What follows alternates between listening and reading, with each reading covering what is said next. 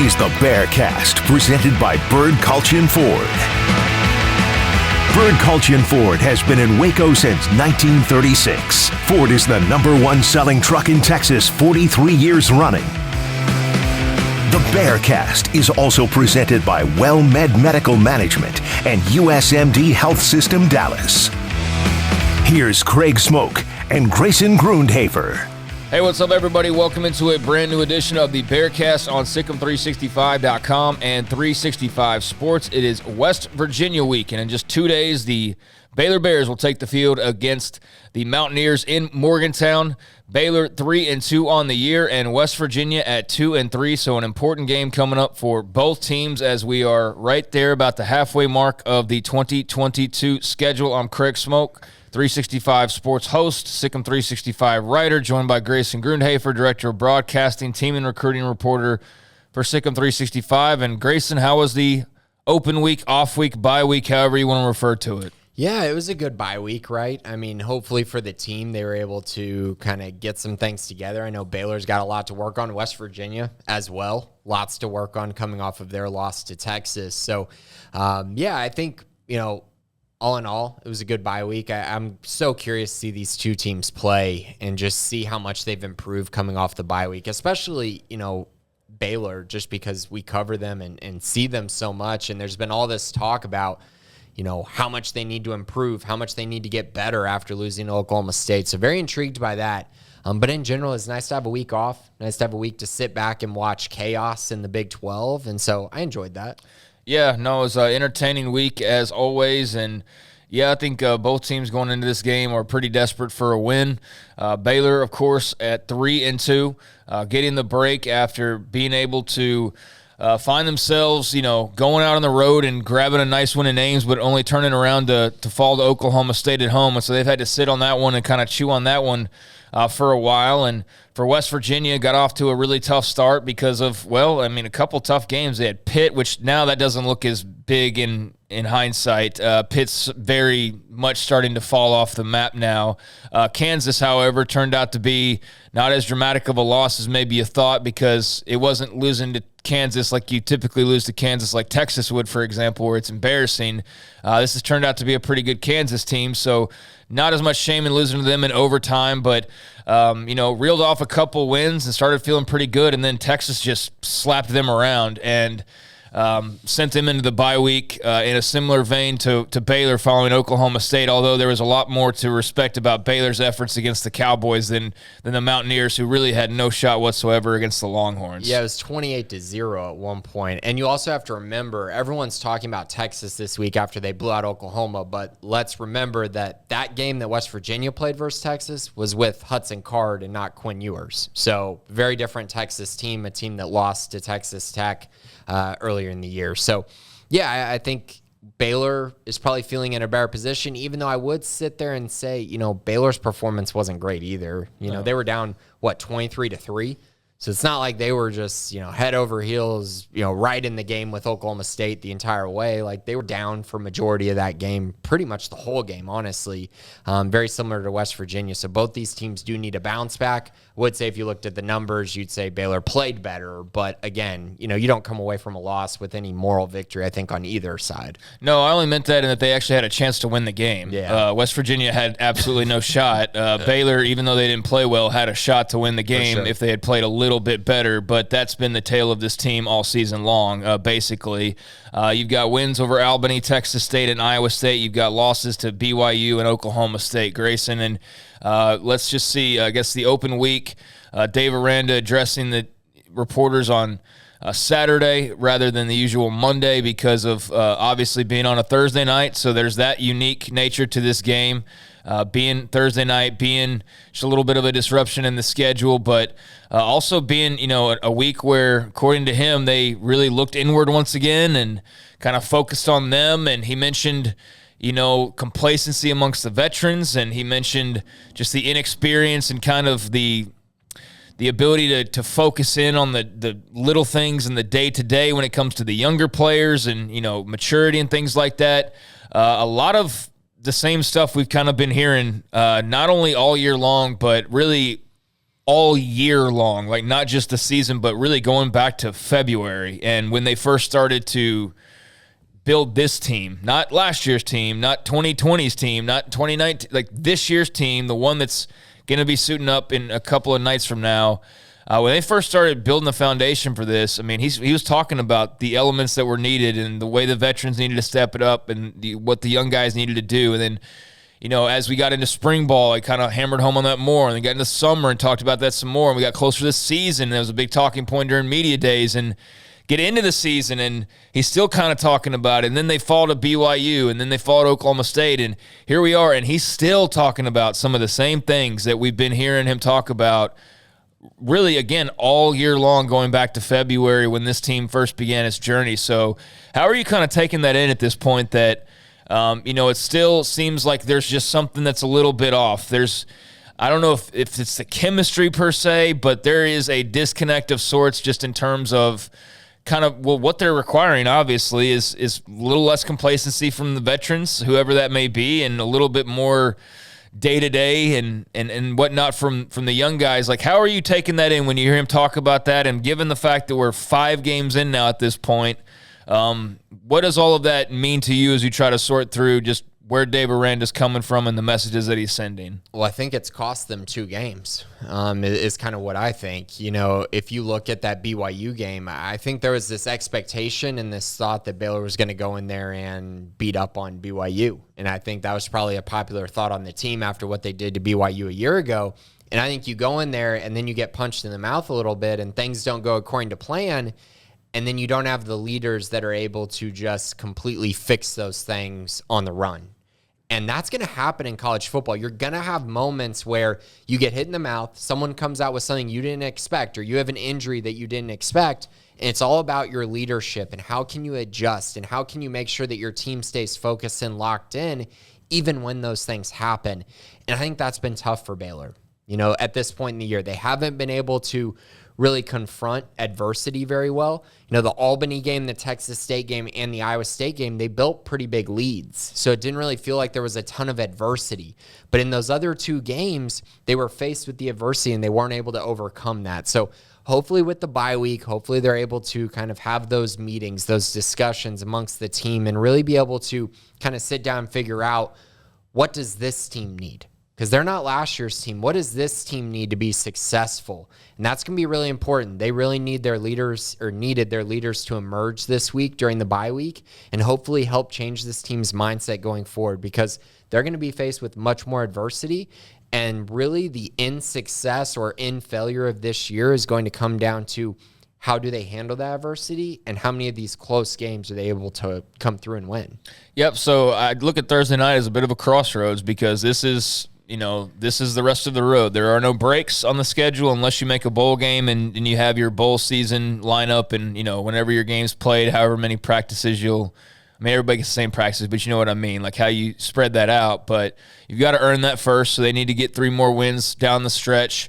And as it's been repeated probably everywhere that talks Big 12 football, there are no gimmies this year. And I would say the closest thing to a gimme is what you're facing Thursday night, but it's on a Thursday night, which is just weird, and it's never normal to play on a Thursday night. And it's also in Morgantown, where you've never won before. And it's also a team with a pretty good quarterback. And, I think if C.J. Donaldson was playing in this game for West Virginia, I'd be a little bit more concerned, just because he's a good player that's missing from their lineup. But, they can be feisty, so I'm expecting a raucous crowd, and I'm expecting a West Virginia team that kind of feels like it's got its back against the wall, because, they're fighting for Neil Brown, and they're also fighting to make a bowl game and fighting to, get on the other side of 500 and whatnot. So I think, Grayson, what's most clear to me is, this is its own unique team, but BYU clearly had something stuck in their craw for an entire year when it came to Baylor. Like, their offseason was built around the Baylor loss in some ways, like as far as the physicality and, knowing that they were going to play them again. And we saw how big of a deal that was in Provo. And then you get to Oklahoma State, and it's like, if you needed any ammunition for this game, like Oklahoma State had it. Like, you stopped us at the 1-yard line. We've heard about it all offseason. We should have been Big 12 champs. You stuffed us, and that's not going to leave us anytime soon. And so Spencer Sanders, after the game on Saturday, is talking about how that really meant a lot to them. I'm sitting here talking to West Virginia folks. I mentioned this in my article, and they're mentioning like how physically whipped the Mountaineers, how badly they got whipped last year by Baylor, and how Neil Brown's been talking about that. And so I think it's fair to say that, ready or not, here come the Mountaineers, and they're going to be jacked up like BYU was and like Oklahoma State was and like everybody who suits up against Baylor this year, because even though they haven't always necessarily taken the field this way, they are the hunted still, and they're going to remain that way. So do you think that they're ready for the best shot come Thursday night? Yeah, I think there's one key difference between this matchup versus the previous two, and it's that when you look at BYU, who did BYU play before Baylor? Wasn't anyone good. Who did Oklahoma State play before Baylor? Wasn't anyone good. I think both those teams were able to basically sit back all offseason and say, hey, our first game is that Baylor game. West Virginia does not have that luxury. They circled that Pitt game. That was their game at the beginning of the year to go out and win.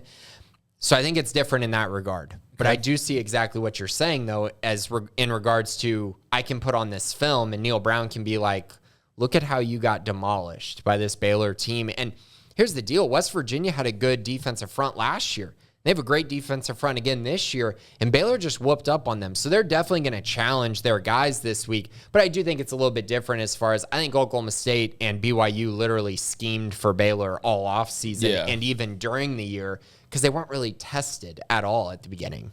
That's fair. That's a good viewpoint. But, I think it's a given that every week that they line up, whether they realize it or not, they are being treated as though they're the Big 12 champs still, and they're the one that's standing in the way of people, even if that's not necessarily the case. And I think that was very clear with the last contest and with BYU, as I mentioned. And I think it's just very clear that West Virginia does have a little bit of a chip stemming from last year and just how they kind of got manhandled in so many ways by that Baylor football team. So big game coming up on Thursday. We kind of, set the stakes here as far as, kind of the feeling right now and how important this is for both teams. I mean, this is, again, a fork in the road, as I mentioned. Let's take a look at the Mountaineers. What are you looking at offensively? Obviously, we start with JT Daniels in terms of looking at the Mountaineer offense and him coming in this past offseason, but how would you describe what Baylor's getting ready to see come up Thursday night with Neil Brown's offense? Yeah, so JT Daniels has changed a lot for them. He's obviously been far more accurate, far more productive. He's really, I think, gotten the best out of the guys that they have. But I also think an important thing to recognize for West Virginia is how much better they've been running the football. That's been a huge problem for West Virginia every year since Neil Brown got there. And they've been so much better this season. They're averaging 186 yards per game. That's 39th in the country. Shockingly, that's only 2 spots behind Baylor. So that's kind of a very interesting dynamic there. But they're getting the run game going. You mentioned C.J. Donaldson won't be there. They still have 2 capable running backs with Tony Mathis and Justin Johnson Jr., both averaging over 4.2 yards per carry. So they're still pretty good there. Obviously, Donaldson was nearly averaging 7 yards per carry, so he is a loss, no doubt about it. But their run game does look far better than it has in past years. Now, as far as JT Daniels goes, he's been very good. He's also helped by, in my eyes, one of the best trios at wide receiver in the entire Big 12. They're very, very good. You're talking about Bryce Ford-Wheaton, who is a guy who was actually on my all Big 12 ballot this season because I just like his game, and he's been awesome for them outside of that drop against Pitt that cost them the game. He's been very good, 412 yards, 4 touchdowns. Caden Prather, 260 yards and 2 touchdowns. And then Sam James, who was at Big 12 Media Days for them as a leader for this team, 305 yards and 2 touchdowns. So they got 3 guys who they really rely on in the pass game. JT Daniels trusts those guys a lot. But one thing to keep an eye on is JT Daniels is only averaging 7.1 adjusted yards per attempt. That's not very high. They're one of those teams who you look at the numbers and you see the sack numbers and you say, wow, they haven't given up a ton of sacks this year, but it's because they're really trying to get the ball out of JT Daniels' hands quickly. So if you can take away his first or second read, you can make things really challenging for them, I think, if your defensive line is able to create enough pressure. So offensively, they're pretty good. They're averaging 38.2 points per game, 24th in the country. So again, they've had a big step and a big upgrade there on the offensive side with all these weapons, which is going to challenge Baylor. And they've always had weapons. It's just I think they have, but they haven't had a quarterback to accentuate. Well, that's what I was going to get to. Yeah, because they've always had weapons. It's that they had Jarrett Dagey back there rather than JT Daniels. And if you haven't watched West Virginia, there's a noticeable difference in JT Daniels leading this team and what we've seen most recently from West Virginia. So, yeah, I think that he makes them a lot more capable than we've seen the last couple of years. And this will be a challenge for the Baylor defense, who, quite frankly, is not getting to the quarterback enough. And I think that that's been something that's been talked about pretty widely. And I think that's something that, Aranda's addressed from time to time. And when you're not getting pressure on the quarterback, that doesn't help your back end that's already, in a bit of flux anyways and kind of having a hard go of things. So you think JT Daniels has a little bit of a good feeling when he's watching the Baylor secondary on tape, or do you think they're going to, be a bit more of a challenge than maybe we've thought that they've been for opposing quarterbacks so far this season? Yeah, I think that Baylor's defense is going to have some tricks up their sleeve in this game. I really do. I think they probably learned a lot from that Oklahoma State game. I also think Spencer Sanders' mobility really hurt them. JT is not a mobile quarterback, really. He's more of a statue in the pocket. He can move a little, but he's not looking to run the football. I think he's got like negative 40 yards rushing on the season. So he wants to stand in the pocket, and that's great news for Baylor, because Baylor loves quarterbacks, at least in the Dave Aranda era. They have loved quarterbacks who are statues in the pocket. They've really feasted on those type of quarterbacks. And so for me, when I sit back and look, okay, he wants to stay in the pocket. He wants to get rid of the football quickly. They want to take advantage of a lot of short passes. I think that bodes really well for Baylor. Baylor's biggest problem has been those one-on-one shots down the sideline. They simply have not had an answer for those. I'm hoping off the bye they're able to get the cornerback situation figured out. But in general, I think it's a good matchup. And it's also a good matchup because Baylor's been great against the run, and West Virginia has clearly wanted to establish the run in every single game this year. And Baylor has an ability to take that away from teams. So in general, I really feel like Baylor has an opportunity here to kind of stifle them a little bit on the offensive side. And that means great things because West Virginia defensively has taken a fairly big step back. Well, let's talk about that. We got the Baylor offense with Blake Shapen running the show. It's been a bit of a mixed bag. This is kind of, we're not doing a full-blown mid-season review, but just kind of, hitting on this. I just mentioned the secondary with the defense, the lack of pass rush. Those have been the two biggest problems, would you say, defensively? Yeah. Offensively, wide receivers have been very much a mixed bag, or just kind of complete unknowns in some ways. There's just not been a lot of firepower coming out of the wide receiver group.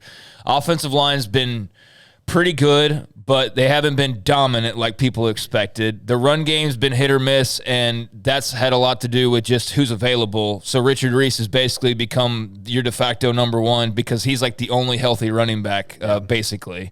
And Blake Shapen's been pretty good, but probably not viewed as being as good as he's been because of just the deficiencies elsewhere and because of the 3-2 record. But I think he's been pretty good. And yes, there are things that he can improve, but he's not like their problem by any stretch of the imagination. So with this Baylor offense, kind of how are you feeling, and what does this present West Virginia in terms of problems, you think? Yeah, so I actually do have a question for you before we dive into that. I got asked this, and I had my response to it. I want to see yours because I got a little bit of heat for this. Up to today, not projecting the rest of the season, not saying who you'd rather have going on the rest of the year. Up to today, where would you rank Blake Shapen's performance so far of Big 12 quarterbacks? Of Big 12 quarterbacks? Big 12 quarterbacks. Who is he? It really is just who has he been better than? Well, let me pull up a list of the Big 12 teams. So Hunter Deckers, he's better than Hunter. I mean, let's go in an order of here. Let me pull it up real quick. Just the list of teams so we can check on through them. Oklahoma, he's been better than their guys. Dylan Gabriel? Yeah, I think he's been better than Dylan Gabriel. He's definitely better than Davis Bevel. That's for sure. Well, yeah. He's not better than Spencer Sanders. Okay. Adrian Martinez? Well, I'm trying to go here in an order so I don't lose track. Jalen Daniels / Jason Bean. mean, I guess I couldn't say he's been better than Jalen Daniels, just given what we've seen, in that regard. I mean, I'm thinking, I don't know about like X's and O's wise, but like as far as attention and all of that, like he's not better than Jalen Daniels. So it's up to this point in the year. We're not projecting rest of the season. We're just saying up to right now. Yeah. So better than OU, not better than Oklahoma State or Kansas, better than Hunter Deckers. Yeah. JT. No, I'm going in order here on what I got in front of me. Kansas State, it's just so different. Like, Adrian Martinez runs the football basically, and Blake is a thrower. So, I mean, I don't even really view them on the same level, but I guess not as good as, I don't know. Okay. Like, similar to Adrian Martinez or too different for me to really think that Adrian Martinez has been better than Blake. I don't know that that's the case. Max Duggan, I'd say just because of where they are. JT, no, I wouldn't say he's been better than Blake. So Blake, yes, better than JT, I guess. Texas Tech still doesn't have a quarterback they've settled on, so no there. And who does that leave me? That's and then Texas, I guess, would be the next one. And I'd take Ewers over Blake Shapen. I think everybody would take him over pretty much anybody in the league. So what is that, like fifth or sixth, depending on where you have him with Adrian Martinez. Yeah. And that's about where I had him. And I got major heat for it. A lot of people telling me he should be like second or third. And there's a lot of opinions whenever you don't go a certain way. Like, picking against Baylor, even though they're 3-2 right now, is apparently, being whatever that's being, Yeah, and I think that the important thing to mention is we're talking about up to this point in the season, we're talking about what they've done on the football field. And I think in the Big 12 this year, you could make a case for so many of these quarterbacks. Like, I could sit here and make a case that JT Daniels at times has been better than Blake Shapen. Sure. Like, Adrian Martinez, Yeah, if you look at kind of who they've played, who they've beaten, what they've been able to do, what the talent they have around them, the expectations, like all of that, you can make a case. I have him right around 5th or 6th, which is in that middle of the pack, right? And so I think that they need him to eventually be inside the top 3 or 4 if they want to win the Big 12, though. So that's my thoughts on it. He needs to play better. He needs to take a step up, and I think this is the perfect game for it. And the reason why I say that is because West Virginia has been very good against the run. They've had this capability of stopping the run, very similar to Baylor, not quite on the level of Baylor, but still been very good at stopping the run. They're only giving up 100.6 yards per game. That's 21st in the country. So they've been very solid in that regard. But the pass yards, they're giving up 231 passing yards per game. That's where they're beatable. And they're also giving up 29.6 points per game, which is outside the top 80 in the country. So they're not very good at stopping opponents from scoring points. I think Blake Shapen's going to have a really good performance, and I think he has the weapons necessary to go on the road and score and move the ball methodically against West Virginia, similar to what he did on the road in Ames. I would hope so. Yeah, I do think that West Virginia's got, like, past years aren't always indicators, but I do think they are a little bit of a trend. When you come to playing West Virginia, you kind of know what to expect at this point if you're Baylor, and it's like, the defense is going to be problematic, and the offense could be very hit or miss, although it's probably going to be more hit than miss this time around with JT. But the defense is almost certainly going to be kind of where you focus initially with the Mountaineers. For sure, and especially up front. That's where they've been so good, but in the past 2 years, their secondary just has not been what it was. They got hit by the transfer portal a year ago where they were losing starters, and that's hard to replace. And so this year, it's kind of a mix and match of transfers. And then you look at the fact they only have 11 sacks this year, whereas Baylor only has 10. So they haven't been great getting after the quarterback either. Again, this should be a game where Blake Shapen has time, and where Blake Shapen just comes out and looks ultra prepared for this defense and plays really well. I'm expecting that. And I think Baylor really needs that out of Shapen in this matchup. And I think it's going to be really important that they actually get that from him. Well, it is a big stage on Thursday night. I mean, the world of college football is going to be kind of locked in on this game. There's only so many offerings, and this will be that Thursday night, weekend appetizer to lead you into all the rest of the games. And so I think it's going to be a lot of fun. I think it's going to be a great atmosphere, and I definitely think it's going to be a great challenge. And I think Blake Shapen's going to have to play really sharp. Absolutely. There's just no giving with the run game right now. And then, as you said, playing West Virginia, that's already a challenge to begin with. So Blake's going to be able to need to throw the football around and have some time and also make some really good decisions. And I know that's status quo for any quarterback pretty much every week, but I mean, it is what it is, and he's going to have to be sharp on Thursday night. Yeah, so a little fun fact. Last year, Baylor was kind of in this similar situation rushing the quarterback. They were struggling, having some issues, and then in their 6th game of the year, they turned things around and they had 6 sacks. That was against West Virginia last year. So we'll see if they're able to have that same kind of performance defensively. I think for me, going into this game, I think this is more about a culture identity for Baylor than anything else. Man, and it is, dude. And I love like breaking down the aspects of it, but man, I said it when I walked in here is like Aranda's saying the same things every week, and like it's very clear that the answer for this team is not what the other team is doing. It's not like even health in some cases. It's just guys doing their jobs, and just doing them at a high level. It's simply that. And he's said that now 100 times in so many variations, and it's a little bit different for the younger guys than it is for the older guys.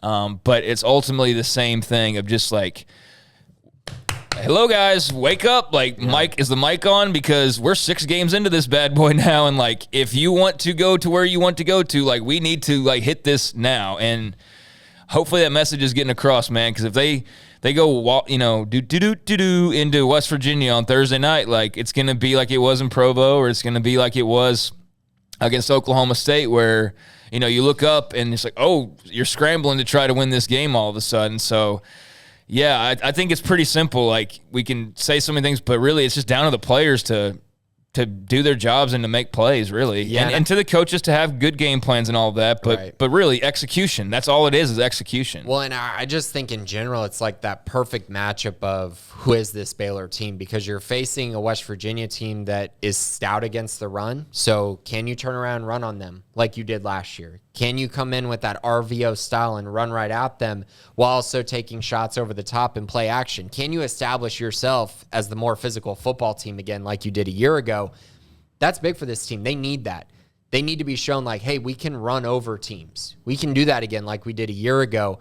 That's going to be very important. I also think, on the defensive side, you've been tasked with, the cornerbacks. Everyone's talking about how they've underachieved this year. You're going to get tested by 3 really good receivers. Everyone's talking about how there hasn't been a pass rush for Baylor. Well, you're facing a team that you can get a pass rush on and you can make plays as a defensive line. I just think this sets up too perfectly for us to really find out who Baylor is as a football team, and honestly for Baylor to find out who they are as a football team. I think that is extremely important, and I'm hoping after this bye week that this team found their cultural identity again and they get back to the style of football we saw from a year ago, because that's going to be the only thing that will save their season. Yeah, I mean, at this point, you're not going to have like a seasoned leader show up and walk through the doors and guide you the rest of the way. Like it's, if you've been looking around the locker room waiting for somebody to rally the troops, like that might need to be you now. If it still hasn't happened at this point, it might be up to you to do that. But I mean, hopefully that, that messaging has gotten through extra thick, I guess, over the bye week break. But yeah, there he was on Saturday, and he was kind of talking about some of the same things he's been talking about. And I think just as you reflect on what we've seen at this point, yeah, it really just look in the mirror. That's where all this lies. And some teams don't have the culture. They might have the talent. Some teams might have the culture, but they don't have the talent. I think this team's capable of having both, but they just haven't necessarily connected both all that often, if at all, this year. And they've been talented enough to beat some teams without it or with not the full effect of it. And then they've certainly cost themselves some games by not having it or not executing at a high level, especially in the heat of when they really need to. So I think there's a combination of things that lead to kind of the same issues, but it's the same issue really, and it's the one that if they can correct going into Thursday and the rest of this way, they can still be that Big 12 contender, and they can still beat everybody on their schedule. But if they fail to correct some of those things that he's continuously brought up, then you're going to have more close losses and more disappointing defeats. And certainly when you look at this game on Thursday, I think for both teams, this is one that neither side can afford to lose, because you look at the rest of the schedule and you look at what's in store. And, I hate to keep saying the same thing when it comes to the Big 12, and we'll talk about it in the mailbag in just a second, but there's no gimmies. Like, there's truly no game left that you go like, oh, that's the Kansas game, we'll win that one. Or there's none of that. There's not a single one of those remaining. So very important game. And would be huge to get their first win in Morgantown. They're certainly capable of doing it, folks. Nobody's questioning the talent level or the coaching or whatever. Like, you might question certain aspects of it, but I think we all know the deal, and we've been hammering it home the last 5 minutes or so. It's just simply a cultural identity and a belief and just going out there and executing, and that's really all it's about. If they hit their cultural identity, then they're going to be 7-2 going into that Kansas State game in McLean Stadium. Yeah, they're fully capable of running the rest of the way. Like, they are, but... Yeah. And you have your whole season in front of you if you're able to do that. And, I mean, if you look at their schedule coming up, like West Virginia, Kansas, Texas Tech, Oklahoma, you're really facing probably the bottom 4 of the 5 bottom teams in the Big 12, not including Iowa State in this run. This is a perfect opportunity to get right, but if they lose this game, they're probably going to win 6 games this year if they lose this game. Yeah, and that's not skies falling or being negative. That's just being realistic. I mean, we're six games in as of Thursday night, so it's like the season's only getting shorter, and so, yes, hammering the point home, this is an important game on Thursday night for a lot of different reasons, and this is, again, I used this phrase earlier, it's a fork in the road. It's a fork in the road for Baylor. It's a fork in the road for West Virginia to kind of set the trail for the rest of the season's direction. So let's see what kind of focus they go in there with. It'll be big, and obviously when we're talking about like that cultural identity, I think that also includes, and correct me if I'm speaking for you or not, but that includes having energy at the beginning of a game. That includes having a killer instinct and knowing when to go for the kill. That includes, not going into halftime, giving up a score right before you head into the locker room, or coming out of the half and giving up a score when you're in a tight ball game. Like, just some of those areas that need sharpening. I think they're pretty obvious. So hopefully they're obvious to the team at this point, and hopefully they're obvious corrections to make. But if they can do that, then there's a lot of fun to be had, and just very interested to see kind of how Thursday night unfolds. So anything special teams-wise that's of note for West Virginia? I mean, certainly for Baylor, that's an area that they've got to be sharper. We know that the issues that are there, and how much that played them against Oklahoma State. I mean, that was the area that cost them most dearly against the Cowboys. So Baylor needs to be better in that regard, and I would expect them to be better. Aranda made it a point to mention it the way he did after that game, but anything on the West Virginia side? I mean, they got the all Big 12 preseason kicker in Casey Legg. I mean, he's phenomenal. He hasn't missed a kick this year, so if you're counting on them to make a lot of mistakes in the kicking game, probably not going to happen. Their punter hasn't been amazing, though. He's only averaging 40 yards per punt. He's only punted 13 times, but yeah, it's going to be fascinating. I mean, they're pretty good in that regard, and then also, they've been using Jeremiah Aaron as the return man, but Sam James is kind of a counted-on sturdy veteran. So if something does happen with Aaron, I would expect Sam James to be back there just catching, so he's not fumbling the football. But you never know. This game could go sideways, but I don't expect the West Virginia kicking game to be a reason why Baylor wins this one. So there kind of is just a preview of the Mountaineers and where Baylor stands going into this one on Thursday night. Let's get in the mailbag, just a couple of questions, and we'll get into our Big 12 picks and close this bad boy on out. And let's start with overall minion. Have you ever seen this much parity in the Big 12? Is it a good thing or a bad thing? And I was just talking about how, Baylor's capable of winning every game the rest of the way. They're also capable of losing every game the rest of the way, including West Virginia. Right now, you got K-State at 3-0 in Big 12 play. Oklahoma State and TCU are both 2-0. And then you've got KU and Texas at 2-1. Baylor at 1-1. Texas Tech at 1-2. And then West Virginia 0-2. Iowa State 0-3. Oklahoma 0-3. So Oklahoma and Iowa State are basically out of it. West Virginia would be out of it with a loss on Thursday night. You think... Oh, Oklahoma. Basically out of it at 0-3? Yeah, they're done. Yeah. Iowa State, Oklahoma, they're pretty much toast. You've already beaten Iowa State, so that's out of the way. You could make West Virginia toast with a win on Thursday night and get them out of the way. But you got to face everybody else but Oklahoma State still upcoming. But the point of the question being just the parity in the Big 12. Have you ever seen it like this from top to bottom? No, I haven't. There's normally a Kansas at the bottom of these standings. There's no Kansas this year. There's West Virginia at the bottom of the standings. Arguably, there's Oklahoma at the bottom of the standings right now. There's Iowa State at the bottom of the standings, and they're just not very good at the moment, but they're still not Kansas level bad. So No, I haven't seen it this stacked top to bottom, and it makes for a lot of fun, but it also makes for probably like a 3-loss, champion at the end of the road and no playoff team probably.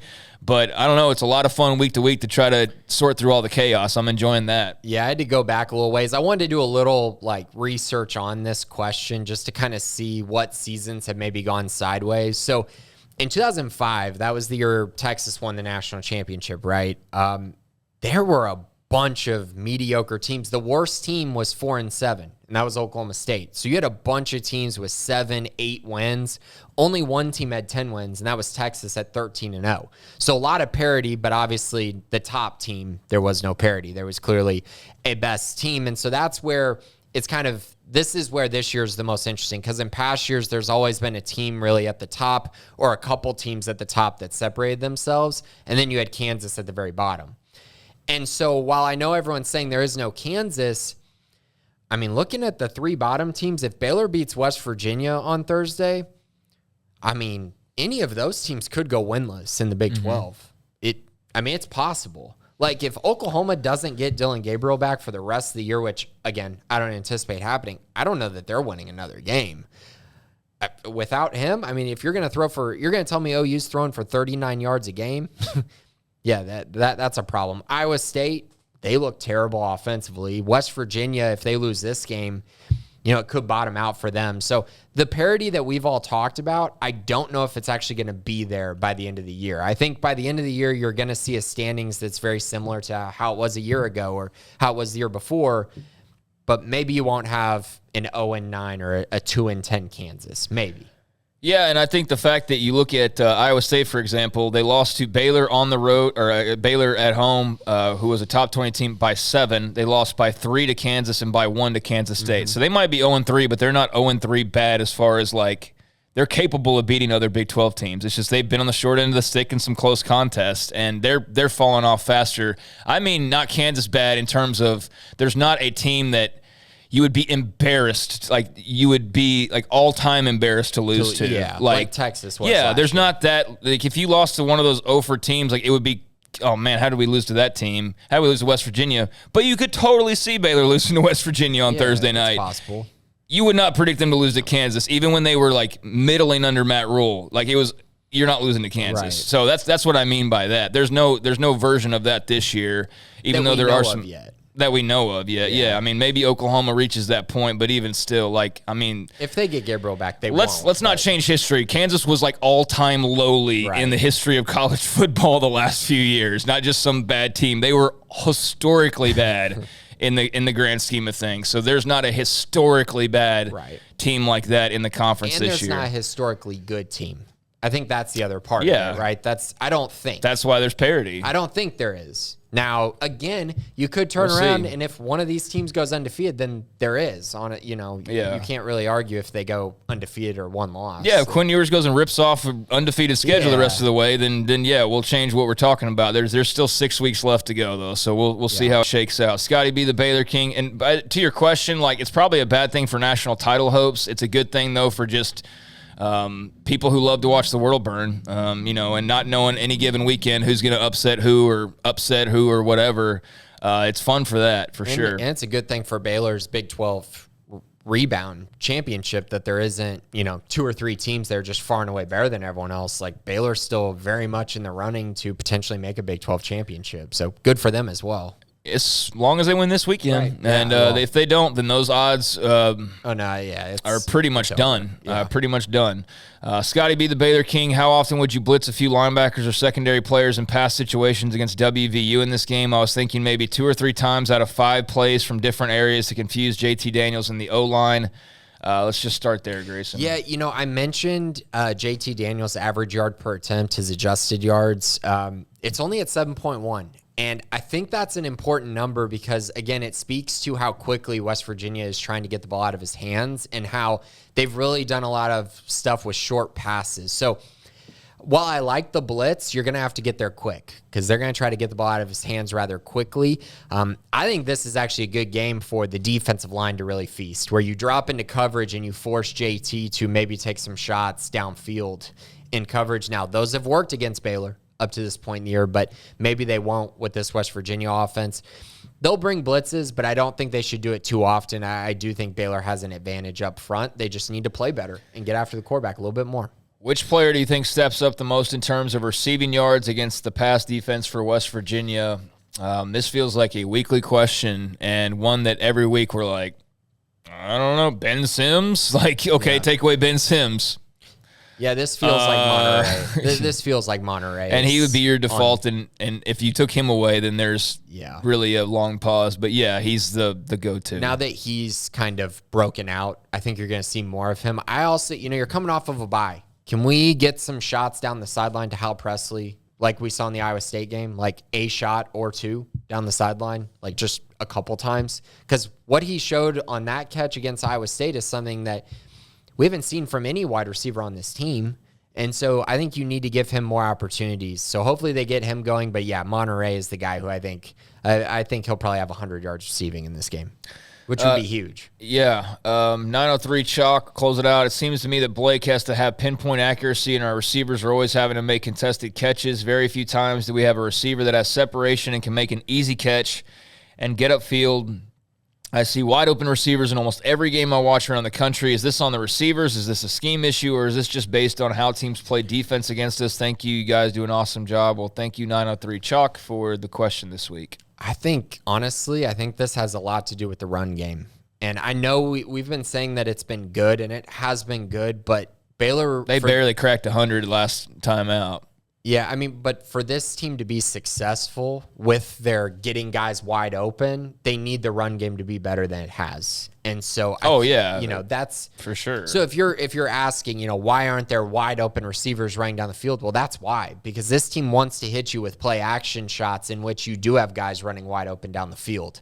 And so, yeah, Shapen's had to be really accurate. I also think I disagree with he always has to be. Like, their play action to the tight ends have been open all year long. For easy 10-yard gains. We've seen that with Sims and Dabney. So it's not every time, but I get what you're saying. Like, when you're watching the receivers, you're sitting there going, okay, they're really having to struggle to get a 5-yard catch completed because there's a lot of coverage there. So I understand that, but if the run game gets going, I think that's where you'll start to see more guys being open down the field. And I think, too, and maybe I'm just putting words in his or her mouth here, but you don't see any receivers going out and making plays, like going and grabbing the football and making a play themselves. You know what I'm saying? Mm-hmm. Like, he's talking about how it has to be, like, perfect for them to get the ball and to make the catch and then to turn. And, like, everything – there's just no feels fluid. Difficult. Yeah, it feels hard to just complete a pass and, like, move the chains, and you would like to just be able to toss it up and a guy goes and grabs it out of the air and makes a move, and and that's happened on occasion, but just I think very few and far between in the grand scheme of things. It does feel like, it's hard to move the football is kind of how it feels sometimes. So, I'd love to see them take a couple shots to Hal Presley, and I'm sure Monterey will be a big part of the game plan. He was certainly a big white-hot bright spot, the other day. So looking forward to seeing how he continues to build off of, shining like the sun the other night or the other afternoon, because he was great. And that's what, is come to be expected of him. Just a sophomore, but has already proven to be plenty dynamic. So that was great to see, and just love to see some guys join him. That's all. So we'll see if that can start on Thursday night against West Virginia. Certainly a great opportunity and a great challenge with the Mountaineers defense. So that's kind of where we are with Baylor. They had the bye week. Look in the mirror. Dave Aranda hammered home some of the same points as far as maturity and just being efficient and executing and doing things like that. Might get kind of old to hear the same thing, but that's the same issue that's been arising pretty much the entire season and off season. And so that's what they have to work on. And if they can go and do that and execute and play their potential, they're going to go into Morgantown and get a win on Thursday night. But if they do some of the things that have ailed them and come out slow or sluggish or, don't execute well, then West Virginia is going to be primed up for an upset. And it's really as simple as that, folks. It's all on Baylor's shoulders to go in there with the right mindset and do their jobs. And the coaches and the players, it goes for all of them. And you do that and you give yourself a chance to win, you're probably going to win. And going to 4-2 would feel, I think, like a big relief, just given kind of how the first few weeks of the season have gone. I think to go to Morgantown and get that first ever win would be a really big deal, and maybe a catalyst. Be huge. Catalyst for this team kind of the rest of the way. And they've gotten blown out a couple times in Morgantown, too. Yeah, I don't think that's as much of like a barrier as it has been in the past. I do think playing on a weeknight, it makes it a little funkier just because the schedule's a little off. And I do think they'll have a better crowd than maybe some people are expecting, just because I think that they know, much like we're talking about, they're talking about similar stuff as far as how important this game is for Neil Brown and how important this is for bowl hopes and things like that. So, should be really interesting. Coming up in Morgantown on Thursday night. And it's not the only game, of course, in the Big 12 this week, so let's close the podcast out by picking all of these games that are coming up in the Big 12 Conference. All right, let's get some Big 12 predictions, and let's start with Thursday night. 6 p.m. on FS1, Baylor travels to Morgantown to take on West Virginia. Baylor's a 3.5-point favorite. The over-under is 54.5. Both teams coming off of a bye. Last time out, West Virginia lost to Texas, and Baylor lost to Oklahoma State. Who do you got in this one? I'm picking the Bears. I think they're the better team overall. I think that at their best, they are better than West Virginia. I think both of them at their mid, they're still better than West Virginia. I think West Virginia's, better than Baylor if Baylor shoots itself in the foot as it's been known to do, or doesn't, come out and execute, which is why I keep hammering that home and why Dave Arena keeps hammering that home. So I believe the Bears come out and execute. I believe they have some good energy. I believe they have a good focus. And I do think the bye week paid dividends, like it will for the Mountaineers as well.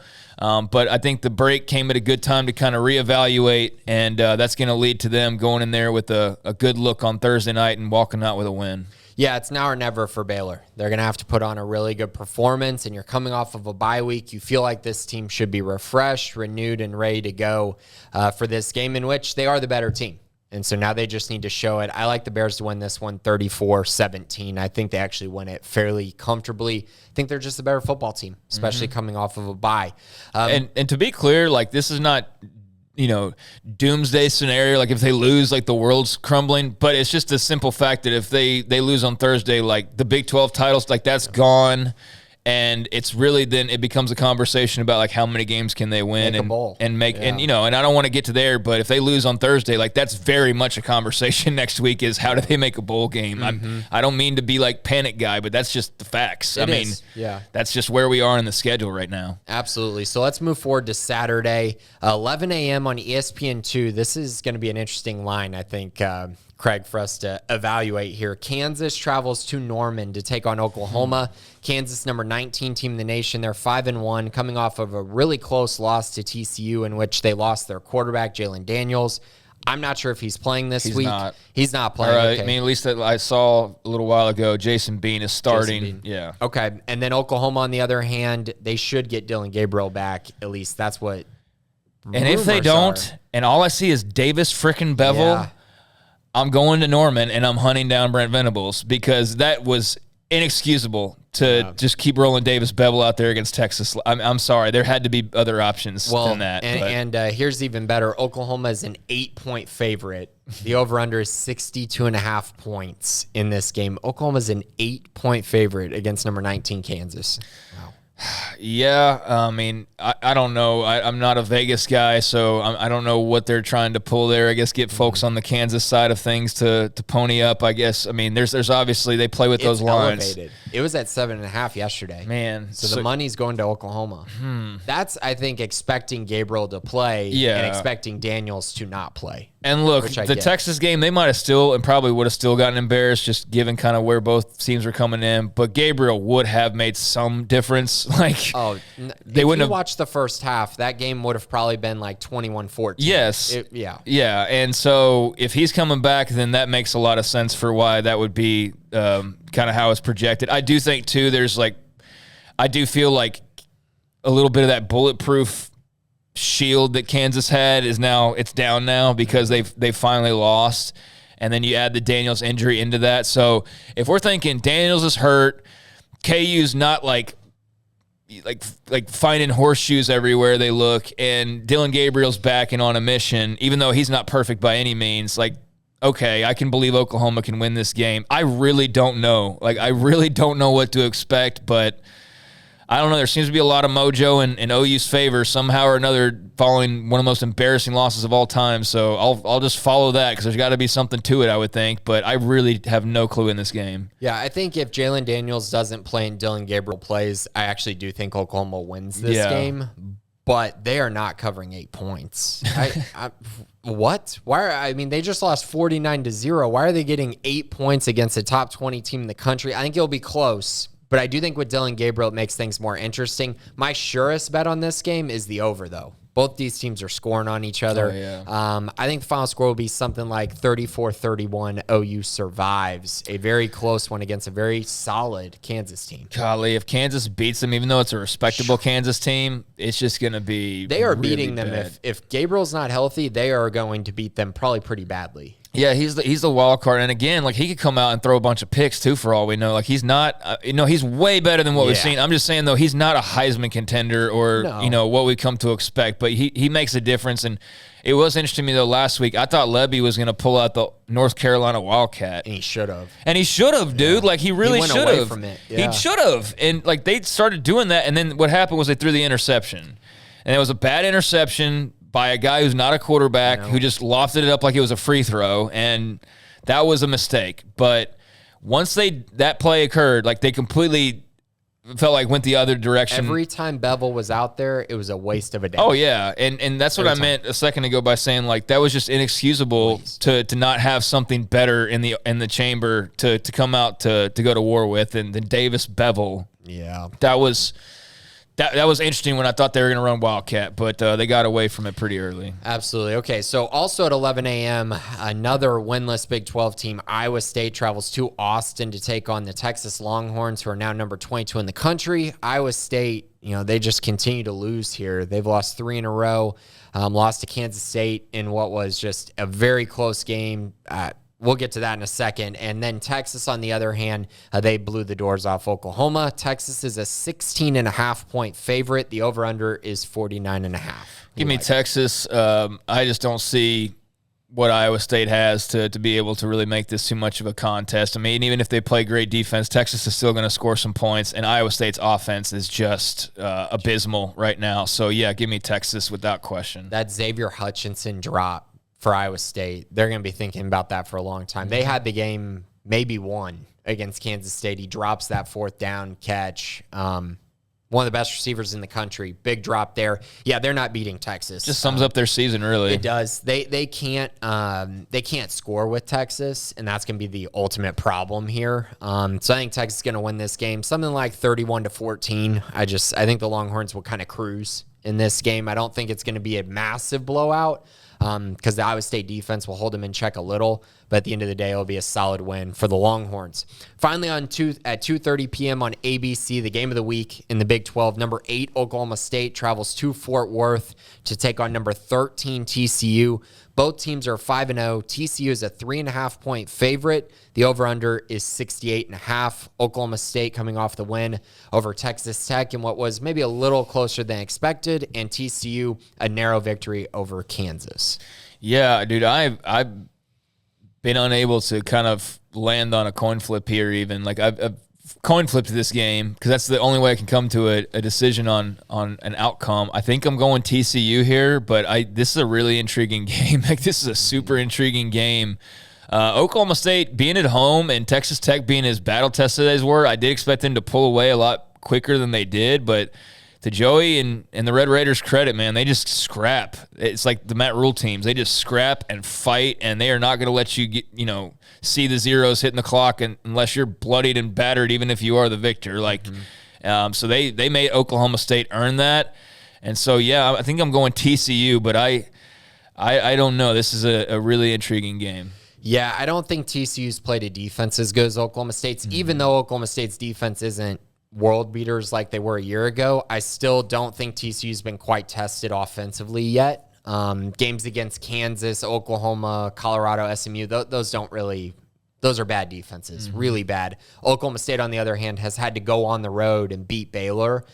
So I think coming into this game, they're going to be ready for another road test. They're already battle tested after that Baylor game. And then again with Tech, I trust Spencer Sanders more than I do Max Duggan, just as a veteran leader, and he's playing really well at this point in the year. So I think Oklahoma State's going to go on the road, get a big win, and really, in my eyes, solidify themselves as a favorite to make it to Arlington if they're able to get through this game with a win.